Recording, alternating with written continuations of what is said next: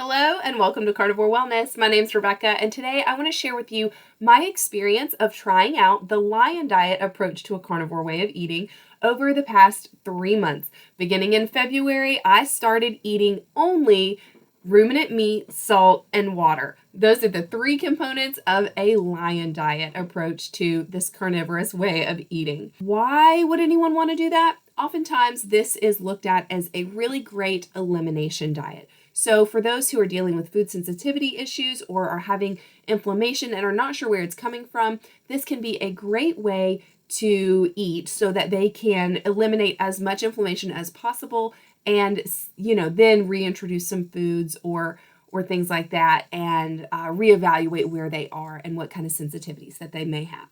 So for me personally, why did I choose to do the Lion Diet? Well, I've done it before in small little stretches throughout my 1.5+ years on carnivore, but I really had never done it for a longer period of time than maybe about 3 weeks. So I was curious, number one. Number two, I had been doing a beef, butter, bacon, and egg plus chicken approach to carnivore for several months, and I still hadn't really seen anything shift. Prior to that, I had been including some dairy from time to time. And I really just was curious as far as, would eliminating some of those carnivore foods result in less inflammation and would it, potentially get me some weight loss? So those were some of my reasons. The main driver here in me deciding that I really needed to do the Lion Diet was that I was having some skin issues. I was getting some little red bumps under my eyes and around my mouth.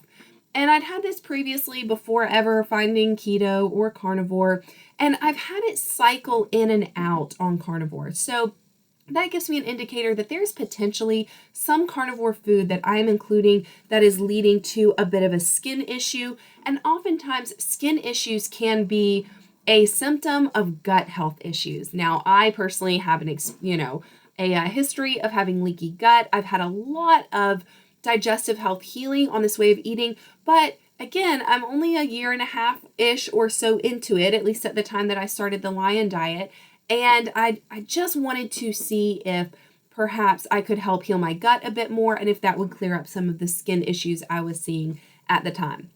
So, and then of course, by and large, I figured that would allow me to have that elimination diet, that clean slate, so that when I reintroduce foods, I can actually see what is potentially causing a problem.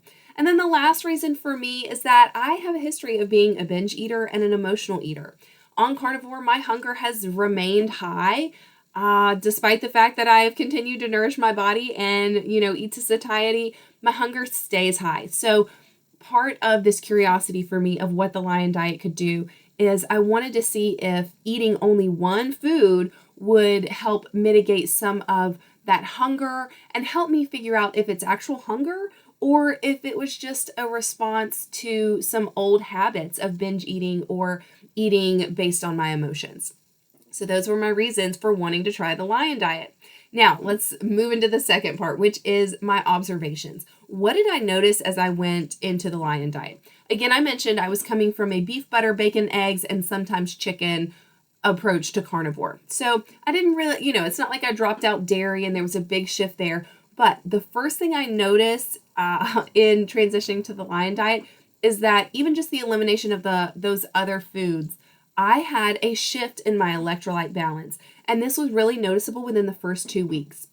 So what do I mean by that? What is that shift in my electrolyte balance? Well, I noticed I needed to really salt my food much more heavily, which I already salt pretty heavily, but I needed to increase the amount of salt or else I would end up with headaches. And I know that those headaches were a result of the electrolyte imbalance because as soon as I would shake a little bit of salt, put the salt under my tongue, the headache would go away in about 20 minutes or so. So the electrolytes was definitely what was causing me some issue.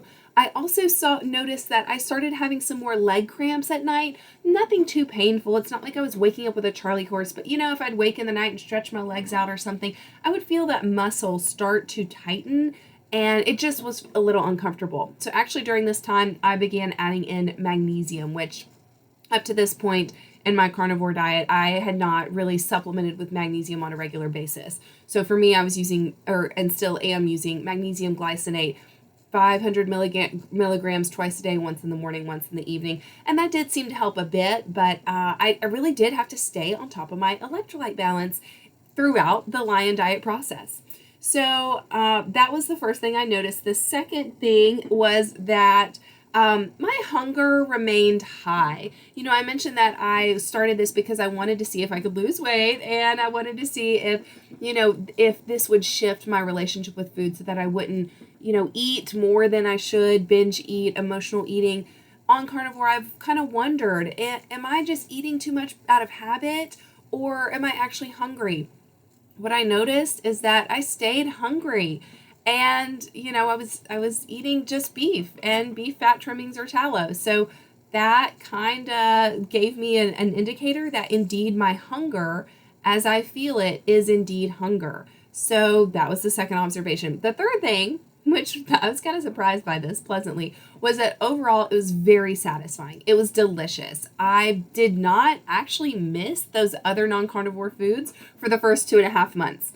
I will be honest with you, by the end of April, wrapping up that third month, I was definitely, I'm definitely ready to start incorporating some other foods just for some variety. But all that said, by and large, I very much enjoyed being on this Lion Diet.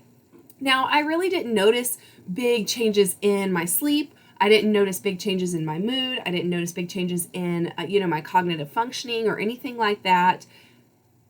Some people do. Some people see tremendous benefit when they go to the Lion Diet in those areas. I just personally didn't. I noticed the electrolyte shift. I noticed that my hunger stayed about the same. It didn't downregulate as I had anticipated, and that it was delicious. So then let's move on to the part 3, which is where I had to remember the importance of added fat. So initially, when I started the Lion Diet, I would have, a steak or something like that, and I'd top it with tallow. Great. These were nice nutrient dense meals, and I was able to get, the protein, the fat from the fatty meat, and then a little extra fat in the form of tallow.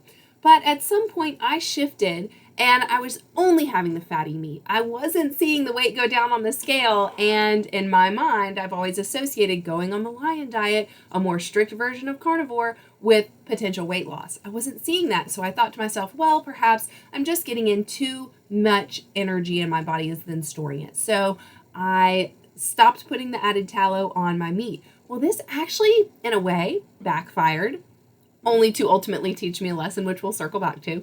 But I ended up needing to eat more muscle meat in each and every meal, as opposed to feeling satisfied with less. So that is why I think that it is important to make sure that you have some extra sources of animal fat, preferably beef or ruminant meat fat, to add to your meals when you are doing a Lion Diet approach. Because sometimes even the fattiest cuts of meat just isn't enough fat for your body, especially if you're trying to go with a higher fat to protein ratio, 70-30 or 80-20. So you may need to supplement in with some extra animal fat.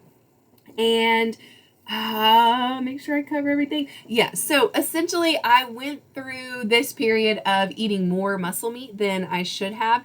And I had a moment where I realized, this might be too much protein. And I really want to try to get back to those better ratios of 70-30 or even 80-20. So I intentionally started reducing my protein. Instead of cooking up the whole ribeye, I'd only cook up half of it. And then I would add in extra beef fat trimmings that I got from the local grocery store. They'll save me the fat trimmings and give them to me for free, which is great. And I'd add those into my meals. Absolutely delicious.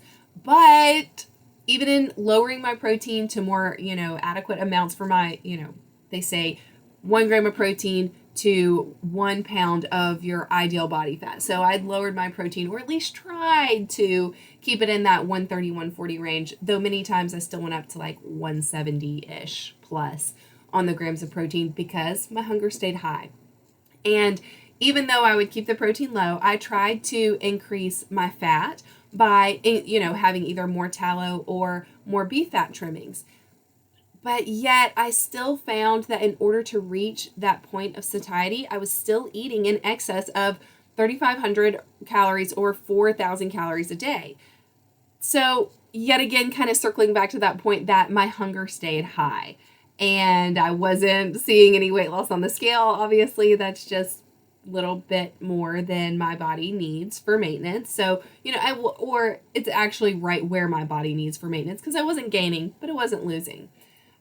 So that's why there's the importance of added fat. I think that extra protein wasn't helping me.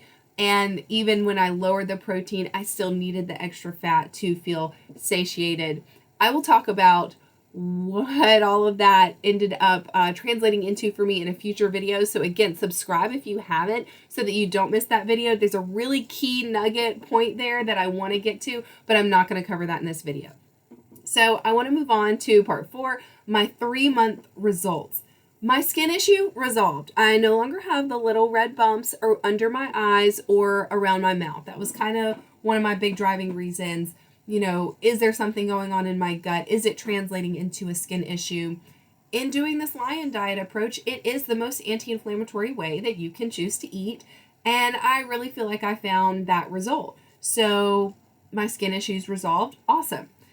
Number 2, like I mentioned, no weight change. I was really kind of surprised by that. I thought that there would be, maybe a loss of 5 or so pounds, getting rid of something that might be causing some inflammation, or just, and re-regulating my appetite or whatnot. But that didn't happen for me. Again, for many people it does, which is why I kind of expected that, but it didn't happen in my case. And that's okay. The third thing, I really was ready for more variety by the end. So I know there are people who eat a lion diet approach year round, especially if they are in a phase of healing in which they have to be very careful about what they have. So there are some people who eat a lion diet for 6 months, a year and a half plus. There are even some people who need to maintain that all the time because their bodies really just cannot handle any other sources of inflammation. And so eating this really anti-inflammatory way allows healing to occur so that they hopefully one day can then reintroduce other foods. But yeah, it basically served as a clean slate for me in trying to reintroduce some foods. My key takeaways, key lesson learned in all of this: you don't always have to carnivore harder. It works for some people, for some it doesn't. I honestly did not experience any major differences between the beef, butter, bacon, and eggs plus chicken and the lion diet. No major differences. Wish I had more to tell you. Wish I had a long list of everything it had done to change my life and radicalize my carnivore experience. But that didn't happen. So maybe that's a comfort to you. Maybe you've been wondering, should I try the lion diet? Oh, there's potentially so much benefit there. And there is, but also you might be absolutely fine eating the way that you have been eating on carnivore. If it's working for you, great. If you're still trying to troubleshoot some things, if you think you might have some sensitivities, if you have an autoimmune condition or some chronic pain or illness that you're still dealing with, maybe it would be worth considering trying the lion diet as an elimination diet. Give yourself a good hard reset and then go from there. Lastly, the other component that I learned in this whole experiment is that I need to be asking myself this question, and that is the grams of protein that I have per day more impactful on my body, on the way that I function, on my hunger and potential weight loss, fat loss, than I thought? So that is a question that I will explore in the next video. There's a lot to unpack there. So if you haven't already, subscribe. Make sure you check that one out as it comes out in the future. Thank you so much for being here and listening to this. If you want to connect with fellow carnivores, if you're going through your own experimentation and you would like to be able to have conversations where you get feedback and input and advice and just to have someone to listen, please consider joining the Carnivore Wellness community. It is an online community space I've created for carnivores to get together, hang out, talk about our carnivore experiences and stories. There's so much value in learning from what others have learned about themselves, and then tweaking that information and applying it to ourselves as we decide to move forward in our own equals one experiment. So if that sounds like something you'd be interested in, please click the link in the description box below. I would be more than happy to have you in that Carnivore Wellness community space. Have you tried the lion diet? How long did you do it for? What did you enjoy about it? What did you not like about it? What kind of results did you see during your stretch of doing a ruminant meat, salt, and water only diet approach to this carnivore way of eating? Share that in the comments below. I'm very curious, and I'm sure some others are too. Thank y'all so much for being here today, and I will see you in the next video.